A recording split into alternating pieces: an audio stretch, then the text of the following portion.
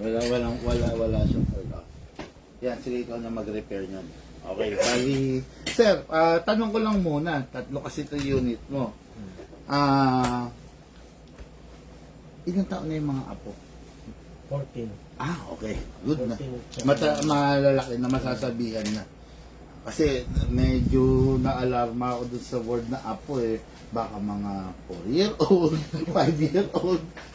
Pag nagkatamaan yun, ang sasakit na, iiyakan niya.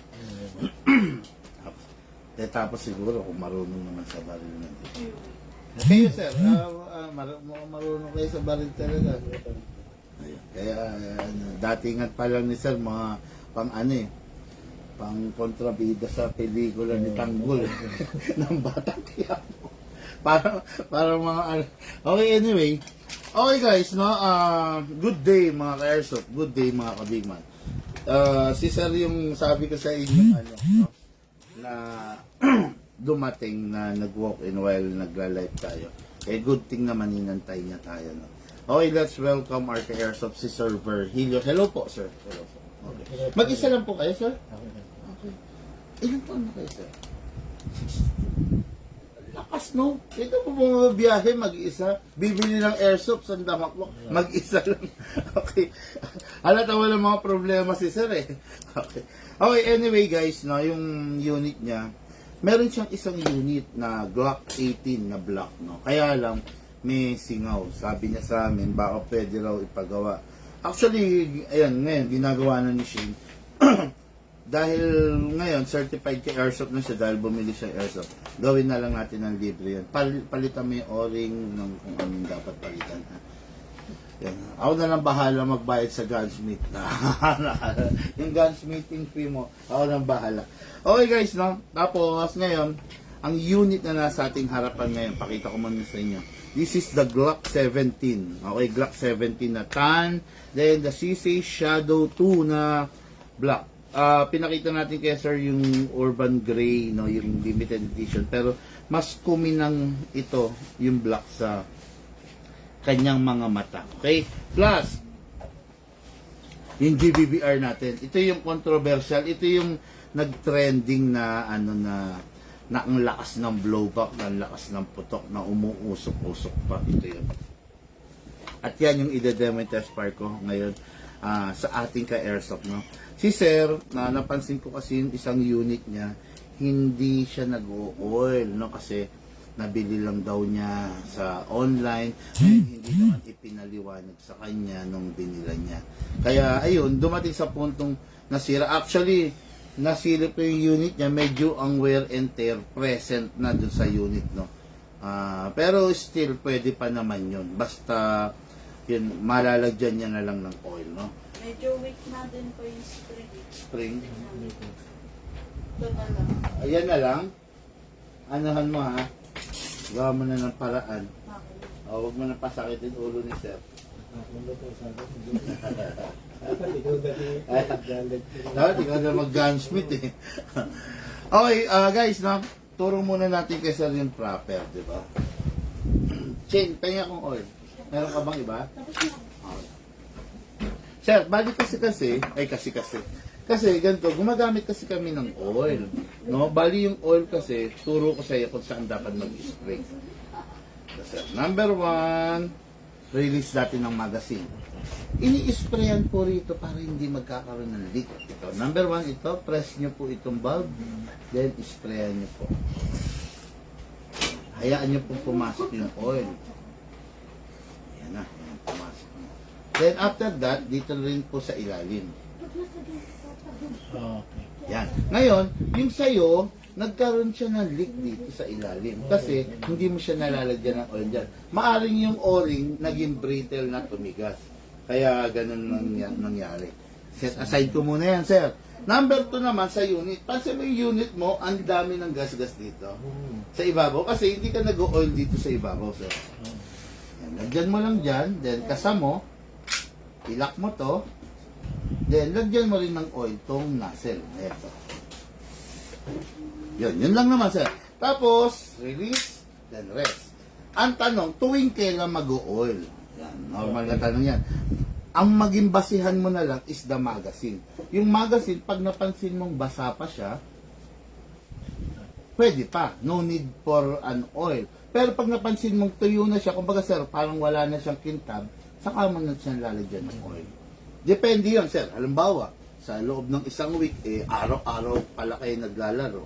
Check mo every weekends kung may oil. Ganun. Okay, so, ayan, meron ng oil to, no? Ito yung test fire na natin, then shadow, then gas blowback tayo ngayon, no? Okay, so, lagay na tayo ng gas. Ganito ka ba maglagay ng gas? Wala na laman to. Ganito. Sa paggagas, sir, pataog. Ganito ka naman. Okay. Eh, lagyan natin ng gas. 1, 2, 3. 3 seconds lang. O, bakit 3 seconds? Kasi, may upgrade tayong ginawa dito sa unit. Actually, tinetesting pa rin natin kung magiging effective. Pero, so far naman, nagiging effective yung upgrade na ginawa natin. Pinatipid natin siya sa gas, no? Nang hindi bumababa yung FPS niya. Okay? Nasaan na yung ano natin? Sa mga Glock yan, ha? Okay. Ito. Baba to. Alam niyo na to, sir, no? Baba. Then, dito shoot yung bala. May reloader pa yung gano'n. So, paano yung isa-isa pa rin?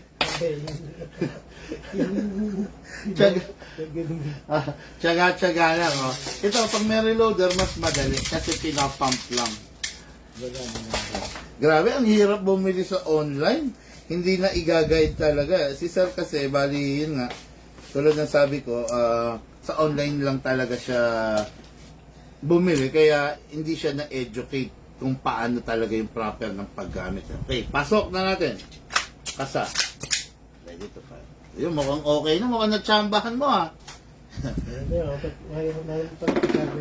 Yes, sir. Kaya rin po, sir. Diyan na lang po. Sa likod niyo po.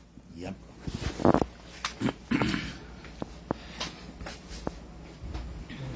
Okay, firing.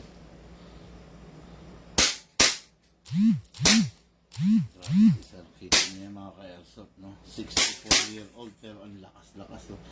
Kasi, ano siya, may mga libangan. No? Okay. Sige, sir, hanggang maubos para mag-open bolt.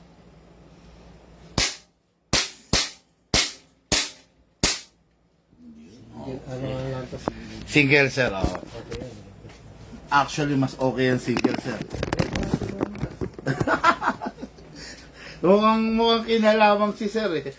Mabubuhay ulit yung ano, yung espiritu ng airsoft sa kanya kasi makakapaglaro na ulit. Okay, sir. Release magazine, then the slide, then rest the hammer.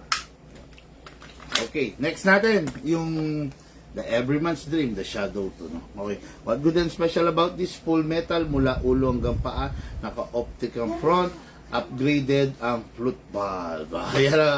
Okay, release the magazine. Ang CC Shadow 2 pwede sa 12 kg, 14 kg, at saka sa CO2. Okay, then, oil. Ang bigat eh, full metal.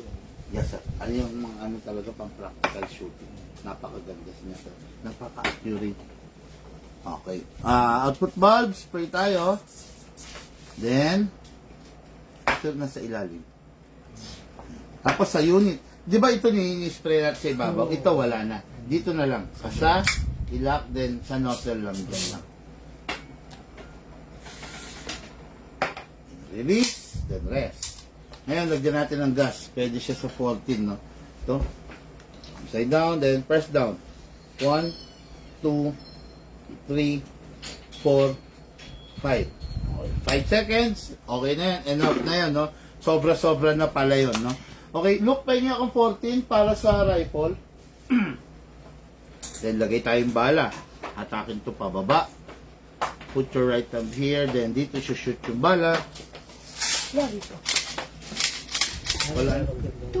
Ah, Sana meron din. sige, sir. Lagyan natin, sir. Oh, don't worry. Ito pa meron. Wala na. Rifle tong ite-testing ko na. Ubos yan. Labas po. Oo. Nagkikitig ka sa gas. Pasok. Kasa. Ready to fire, sir.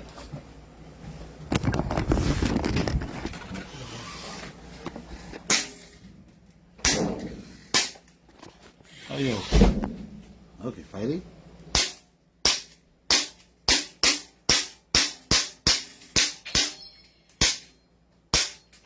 Yun, open.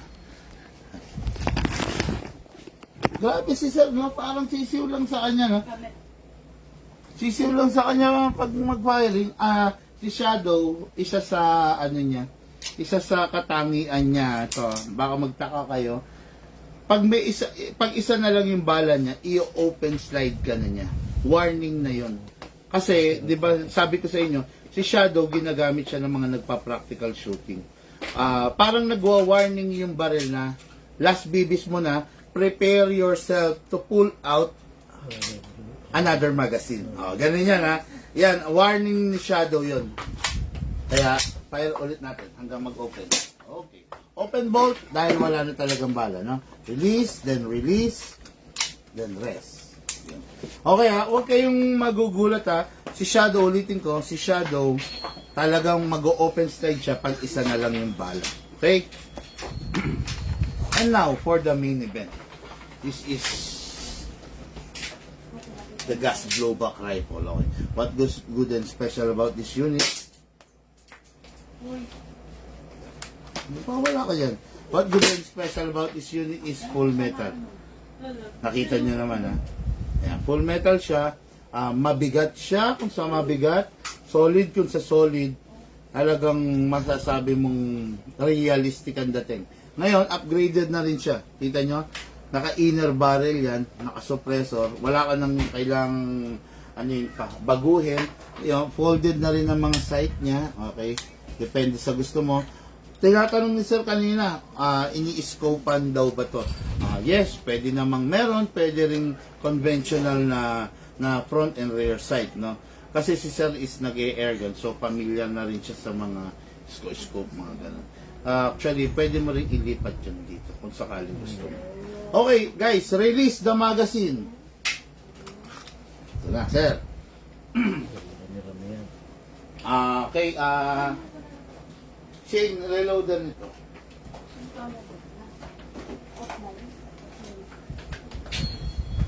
Si rifle, meron siyang special type of reloader. This is the reloading stick kung tawagin. Tapos, ayan, may bilang yan, sir. 5, 10, and 15. Kumbaga, 30 rounds kasi ang maximum nito, dalawang ganito. Ibig sabihin. Nandiyan ko lang, sir, ha? Nagre-request si sir ng ay, sumobra. Ng reloader. Bigyan mo freebies na reloader.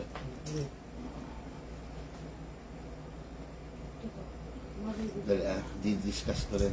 Yung mga naka-gas blowback rifle dyan, ha, ito, pag ganito, yan, dry fire mode dyan, ha. Pag ito inabante mo, yun yung normal mode. Ito, dry fire mode. Ibig sabihin, hindi siya mag-open bolt pag wala na siyang bala pag nakaganyan. Ito yung mode na ginagamit nila Coco Martin pag sa mga pelikula, naka dry fire mode. Kahit putok ka ng putok, hindi siya nag-open bolt, no? Ngayon, i-normal mode natin. Pindutin lang to, then attack ito. Bigat! Tingnan ko pang pindot.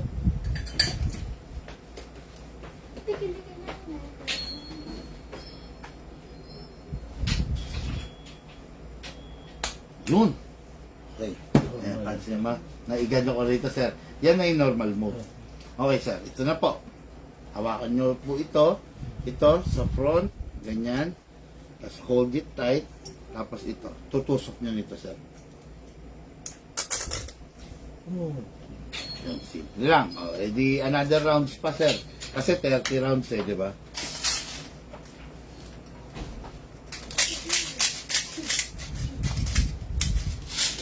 Po, another 15. So, pasok ulit natin, ganun.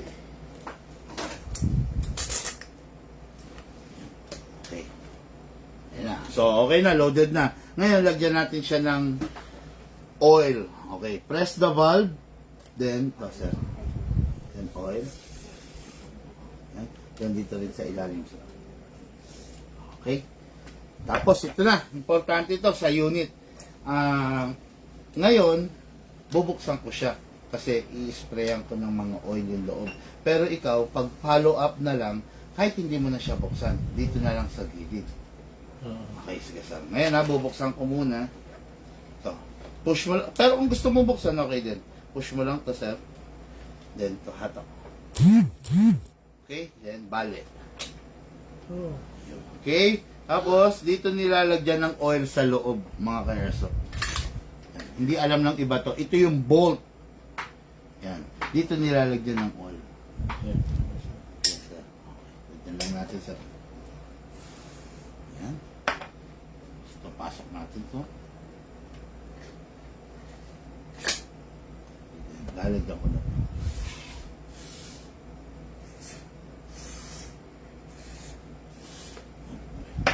Okay na yan. Then balik.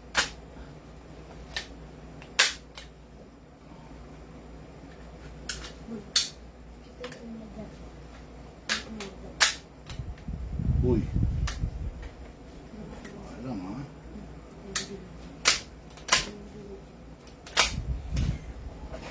Then, balik.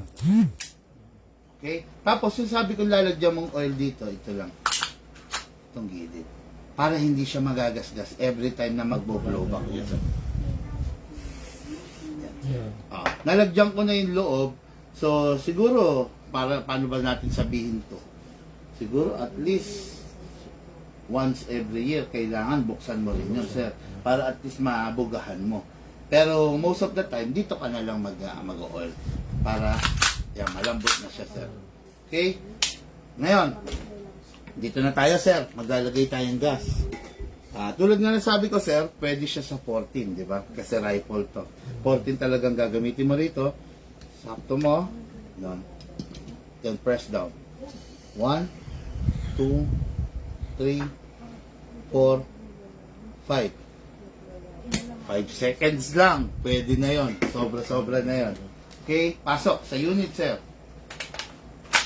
Okay. Okay? Make sure na nakalak na siya at hindi siya malaglag. Yung mga rifle na AEG, hindi na kinakasa. Pero ito, dahil gas type, ikakasa. Hatak to. Kasarap. Together with this. Hatak. Ang dalawang Yes, sir. Then, bitaw. That's para sumabit. Hindi. Kasi, mamaya, tignan natin, sir. Yan. Hatak din bitaw. Tapos, sir, ito, para ma-adjust mo, press mo lang to, sir. Okay. Ngayon, press mo. Okay.